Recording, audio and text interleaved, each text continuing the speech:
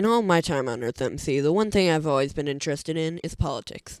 I ran for a government position for my first time in Virginia when I tried to run for national council. I then moved to Michigan and ran for president a few times, finally winning for my first time on the fourth try. Since then, I've been president of Minnesota as well as a cabinet member in the USA. And over that time, I've learned quite a few things about the political landscape of EarthMC. So today I'll be explaining the different types of government, how to set up a government, how to win an election, and more. Hope you enjoy.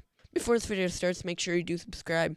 We've had an amazing growth recently, and I think we might just get to 1,000 subscribers before the summer. But to get there, I still need a lot of help, so if you do enjoy these videos, please consider subscribing. That would be amazing, and it would help the channel a lot. Thank you. Depending on where you live, some types of governments are more common. Here in the US, we are more familiar with democracy, while places in Europe might be more familiar with a constitutional monarchy or something along those lines. So I'm going to go through every single common type of government and what you will get from those types. Monarchy seems to be the simplest government system. You have one ruler who leads the nation. They get the final say in everything. Now this results in less fighting and arguing in the nation, but it could lead to almost everyone in the nation being unhappy if the ruler thinks differently than them. I suggest only really using monarchies for nations that are small and can't support a full-size government. Anywhere from 1 to 30 residents will probably do well with monarchy. Constitutional monarchies function very similarly to monarchies. One ruler who leads the nation. But unlike normal monarchies, constitutional monarchies function with a set of rules for the leader to follow, called a constitution. This is a bit more tame version of a monarchy, where the leader can't do whatever he wants, and will result in less fighting and more order. I personally recommend this one over monarchy. Now this can have a few meanings, but how I will explain it is as one monarch with the legislator passing laws and limiting the monarch's power. This is bordering more on democracy.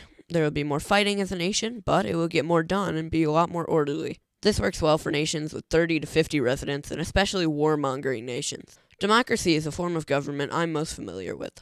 One president is elected every new term, and they lead the nation. This usually also goes with the House of Legislature, who limits the power of the president and passes laws. You can also do a bicameral legislature if you have more people in the nation, where there are two levels of the legislative branch. Democracy results in a lot more arguing and disagreements.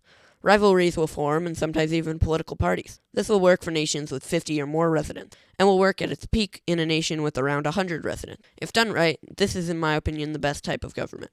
This doesn't work, don't try it. Works best from 1 to 0 residents.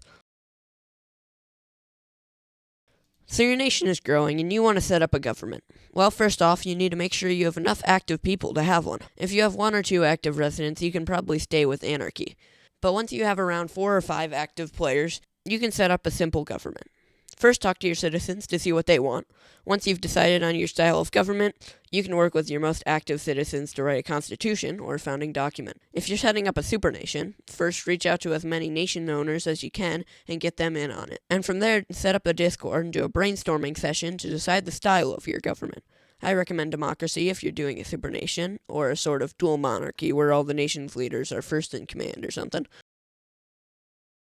So you're trying to run for president of a nation. Basically, I'm going to go through from start to end of a campaign and show you how to win. Now, the start defines the campaign. You can go 2 ways. Be the laid-back, responsible candidate, or the all-out attacker. It really depends on your personality. I think you can easily win being a laid-back candidate, especially if you're more known in the nation, but if you're unknown and you're just a new person, maybe the attacker could probably be a better way for you. If you think you can work better with one of those two, go for it. So then over the next week, get higher-ups and normal players on your side.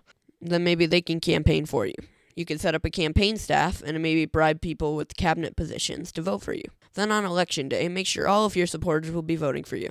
If you're a scummy person, you can also DM campaign people to win the election.